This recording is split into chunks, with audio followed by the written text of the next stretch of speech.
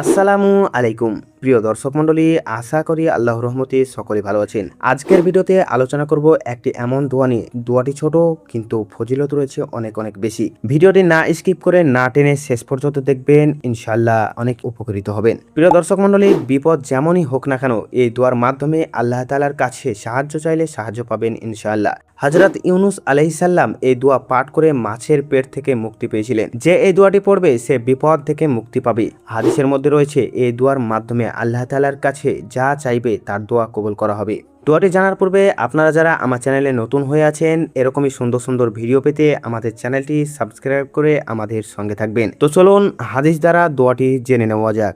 সাদ ইবনুল আবি ওয়াক্কাস রাদিয়াল্লাহু তাআলা আনহু থেকে বর্ণিত, তিনি বলেন, রাসূল সাল্লাল্লাহু আলাইহি ওয়াসাল্লাম বলেছেন, আল্লাহ তাআলার নবী জুন্নুন ইউনুস আলাইহিস সালাম মাছের পেটে থাকাকালীন যে দোয়া করেছিলেন তা হলো, লা ইলাহা ইল্লা আনতা সুবহানাকা ইন্নী কুনতু মিনাজ জালিমিন। তুমি ব্যতীত কোনো মাবুদ নেই, তুমি অতি পবিত্র, আমি নিশ্চয় ক্ষতিগ্রস্তের অন্তর্ভুক্ত।